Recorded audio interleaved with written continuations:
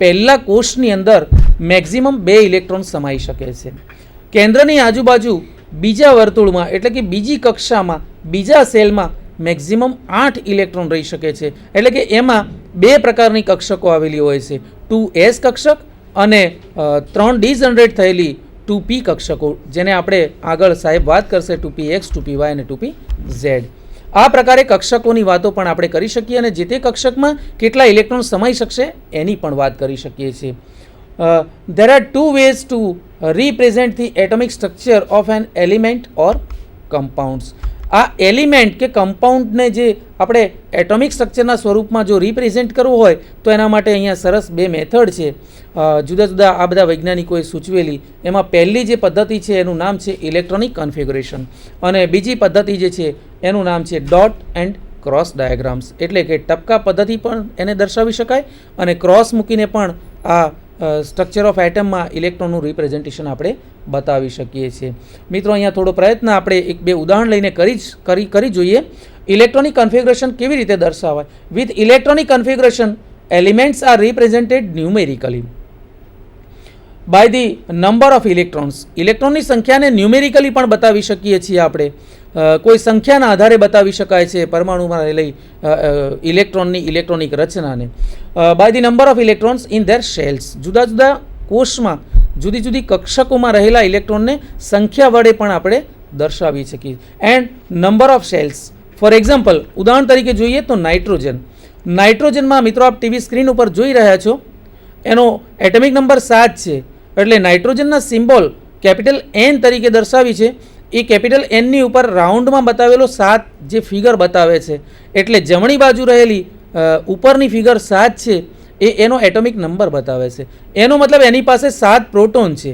7 proton હોય તો વિદ્યુતીય તટસ્થતા પ્રાપ્ત કરવા માટે એની પાસે 7 ઇલેક્ટ્રોન છે. આ 7 ઇલેક્ટ્રોનની નાઇટ્રોજનની ઇલેક્ટ્રોન રચના જો દર્શાવવાનો આપણે પ્રયત્ન કરીએ તો નાઇટ્રોજન કન્ફિગ્યુરેશન 2 અને 5 એટલે કે પહેલા શેલની અંદર કેન્દ્રની આજુબાજુ રહેલા પહેલા કક્ષામાં એટલે કે ફર્સ્ટ સેલની અંદર 2 ઇલેક્ટ્રોન 1s કક્ષકમાં હશે અને બીજા સેલમાં 5 ઇલેક્ટ્રોન એટલે બીજા સેલમાં રહેલા 5 ઇલેક્ટ્રોનમાં પૈકીના 2 ઇલેક્ટ્રોન 2s કક્ષકમાં હશે અને 3 ઇલેક્ટ્રોન 2px 2py અને 2pz ત્રણેયમાં 1 એમ કરીને 5 ઇલેક્ટ્રોન બીજા સેલમાં અને 2 ઇલેક્ટ્રોન પ્રથમ સેલમાં. આમ કુલ ઇલેક્ટ્રોનની સંખ્યા 7 બને છે, જેને આપણે સરસ ઇલેક્ટ્રોનિક કન્ફિગ્યુરેશન તરીકે રિપ્રેઝેન્ટ કરી શકીએ છીએ. મિત્રો, અહીંયા જુદા જુદા એટમ્સ લીધેલા છે: calcium, nitrogen, oxygen, chlorine, silicon અને બોરોન. નીચે ઇલેક્ટ્રોનિક રચના ન્યુમેરિકલી બતાવી છે. હવે જેને તમે ડોટ મેટ્રિક્સ અથવા ક્રોસ રિપ્રેઝન્ટેશન દ્વારા પણ દર્શાવી શકો છો. ડોટ એન્ડ ક્રોસ ડાયાગ્રામ્સ આપ આ પ્રકારે જોઈ શકો છો.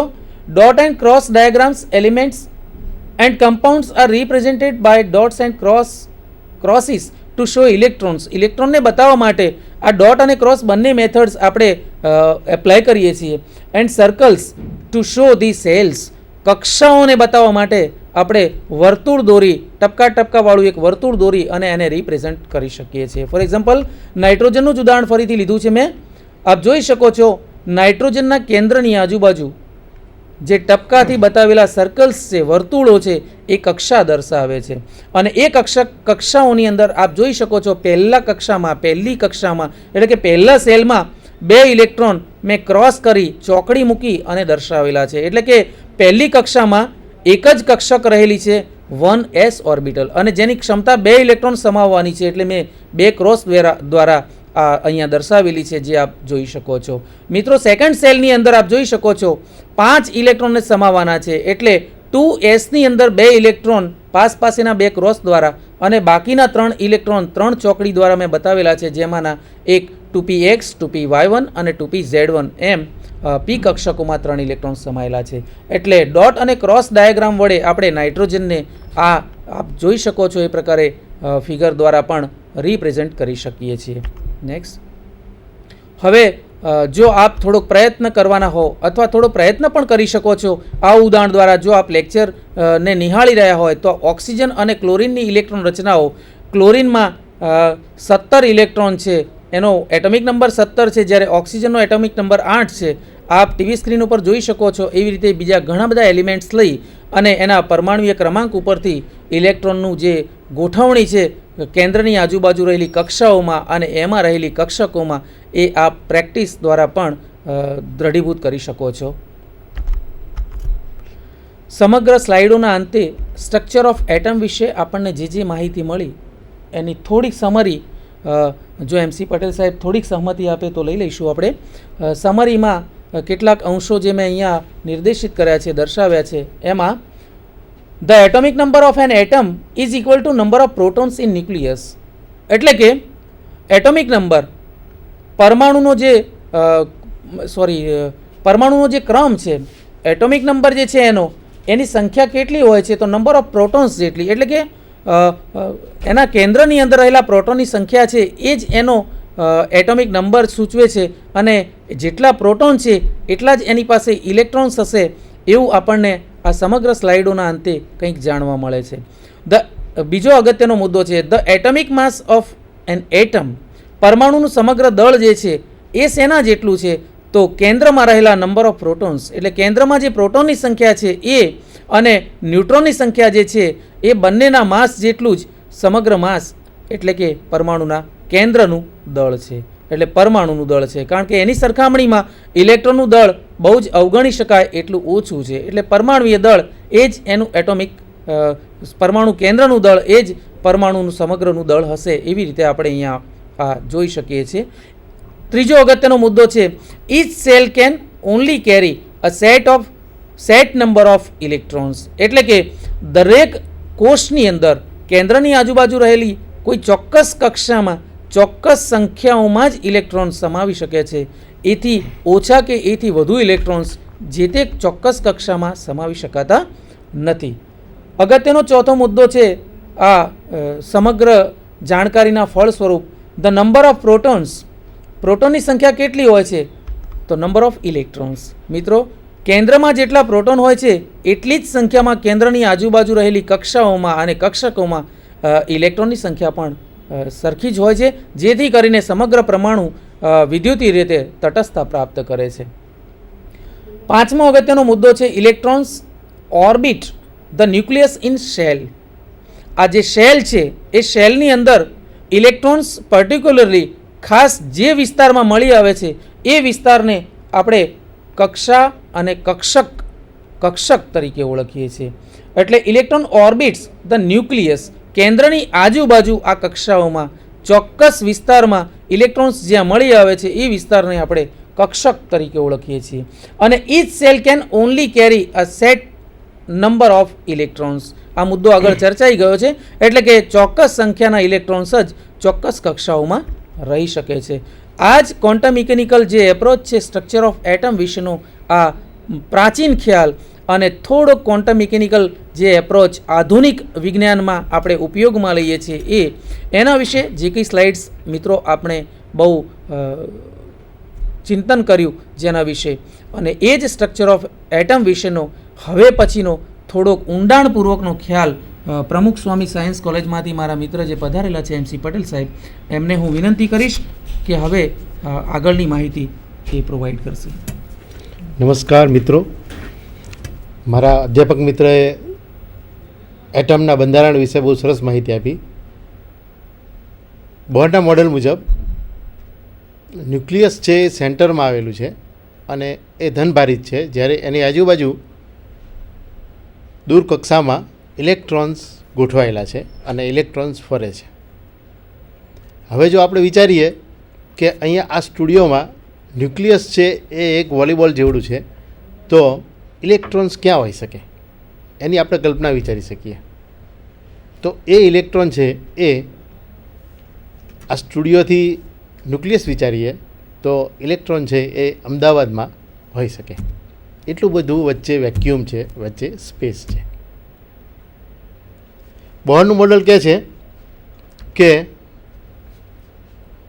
ન્યુક્લિયસ અને ન્યુક્લિયસની આજુબાજુમાં ઇલેક્ટ્રોન ફરે છે, પરંતુ બોહર છે એનું મોડેલ અમુક વસ્તુઓ સમજાવી શકતું નથી. એ માત્ર હાઇડ્રોજન સ્પેક્ટ્રમ જ સમજાવી શકે છે, પરંતુ હાઇડ્રોજન કરતાં કોઈ વધારે ઇલેક્ટ્રોન ધરાવતી એટમ્સ હોય તો એ સમજાવી શકતો નથી, અને એટલા માટે એ બોહર મોડલની લિમિટેશન્સ થઈ જાય છે. એઝ વેલ એઝ બોહર છે એ ઇલેક્ટ્રોનને એક પાર્ટિકલ તરીકે જોવે છે, સ્મોલ પાર્ટિકલ તરીકે, પરંતુ ડી બ્રોગલી પાછળથી આપણને સમજાવે છે કે ઇલેક્ટ્રોન ને ઇલેક્ટ્રોન જેવા ઘણા પાર્ટિકલ્સ, ઓલ મેટર્સ ઓલમોસ્ટ, કે જેની પાસે ઇલેક્ટ્રોન, પાર્ટિકલ અને વેવ બંને નેચર સંકળાયેલા છે. મીન્સ કે કોઈ પણ મેટર છે એ તરંગ તેમજ કણ સ્વરૂપે હોય છે, અને એટલા માટે બોહરનો જે કન્સેપ્ટ છે કે ઇલેક્ટ્રોન માત્ર સ્મોલ પાર્ટિકલ તરીકે છે એ ખોટો પડે છે. તો આને કરેક્ટ કરવા માટે નવું ડેવલપમેન્ટ થાય છે મોડેલમાં, અને એ ડેવલપમેન્ટ છે એ સમરફેલ્ડ નામના વૈજ્ઞાનિક આપે છે, કે જે આ બંને વસ્તુ એઝ વેલ એઝ એની સાથે સાથે બે બીજી ઇફેક્ટ, સ્ટાર્ક ઇફેક્ટ અને ઝીમાન ઇફેક્ટ પણ સમજાવી શકે છે. સ્ટાર્ક ઇફેક્ટ એવી છે કે જ્યારે કોઈ એટમને કોઈ ઇલેક્ટ્રિક ફિલ્ડમાં જ્યારે મૂકવામાં આવે છે તો પેલી સ્પેક્ટ્રમની જે લાઇન છે એ સ્પેક્ટ્રમની લાઇન છે એ મલ્ટી લાઇન્સમાં સ્પ્લિટ થાય છે, વિભાજિત થાય છે. અને એવી જ રીતે એટમને જ્યારે મેગ્નેટિક ફિલ્ડમાં મૂકવામાં આવે છે તો પણ એ લાઈનો છે સ્પ્લિટ થાય છે. અને આ બંને ઇફેક્ટ છે એ બોહરનું મોડેલ સમજાવી શકતું નથી, જે સોમરફિલ્ડ મોડેલ સમજાવી શકે છે. અને સોમરફિલ્ડ મોડેલ કહે છે કે ઓર્બિટલ જે છે, ઇલેક્ટ્રોન જે ફરે છે એ ગોળ કક્ષામાં નથી ફરતો, પરંતુ એ કક્ષાઓ એલિપ્ટિક હોઈ શકે, અને ગોળ કક્ષા જે 1s છે એ સ્પેશિયલ એક એલિપ્ટિકનું સ્પેશિયલ કેસ છે, કે સ્પેશિયલ નમૂનો છે.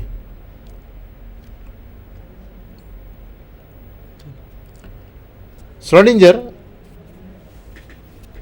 વેવ અને પાર્ટિકલ નેચર છે ઇલેક્ટ્રોનનો, જેને એ વેવ ફંક્શન તરીકે વેવ ઇક્વેશનમાં લે છે અને એનું સોલ્યુશન મેળવે છે. અને વેવ ઇક્વેશન છે એનો સ્ક્વેર જે છે એ એની પ્રોબેબિલિટી ડેન્સિટી આપે છે, મીન્સ ઇલેક્ટ્રોન ક્યાં ક્યાં મળી શકે તેની સંભાવનાઓ આપે છે. અને એ જ્યારે વેવ ઇક્વેશન સોલ્વ કરવામાં આવે છે ત્યારે વેવ ઇક્વેશનના સોલ્યુશન જે છે એના જે ઉકેલો છે એ ઉકેલો વેવ ફંક્શન તરીકે મળે છે. અને એ દરેક વેવ ફંક્શન છે એ એની ઓર્બિટલ બતાવે છે, એની કક્ષા બતાવે છે. અને આ ઓર્બિટલ છે એ એક અવકાશીય ઇલેક્ટ્રોનની સંભાવનાની ગોઠવણી છે. અને ઓર્બિટલને દર્શાવવા માટે આપણે 3 ક્વોન્ટમ નંબર્સની જરૂર પડે છે. અને એ 3 ક્વોન્ટમ નંબર છે principal quantum number n, angular momentum quantum number l અને મેગ્નેટિક ક્વોન્ટમ નંબર ml.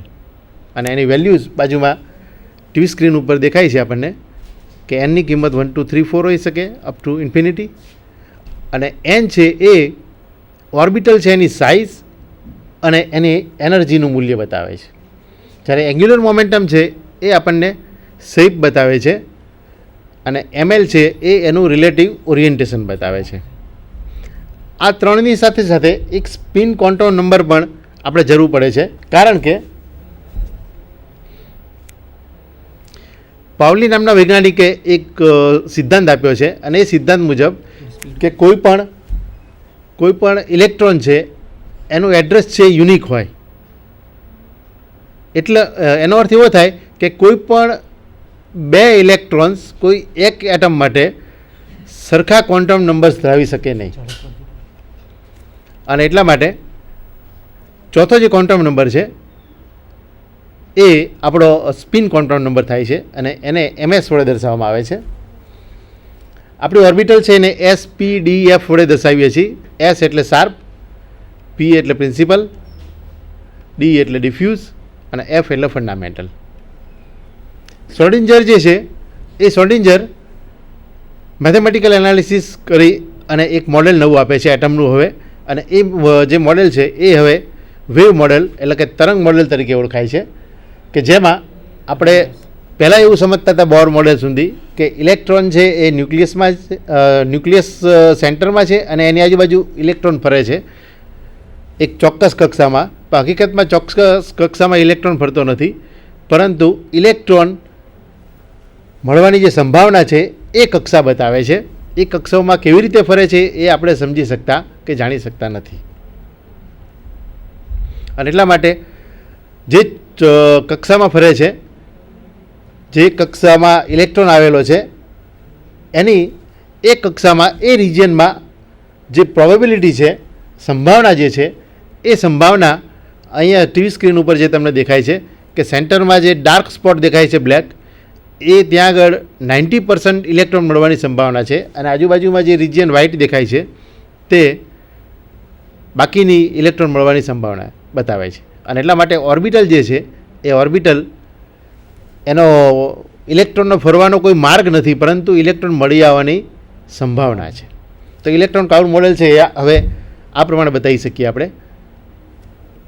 હવે ઓર્બિટલ્સ જોઈએ તો ઓર્બિટલ્સ એસ પ્રકારની ઓર્બિટલ અહીં બતાવી છે ટીવી સ્ક્રીન ઉપર, 1s 2s 3s, અને એ સ્ફેરિકલ હોય છે.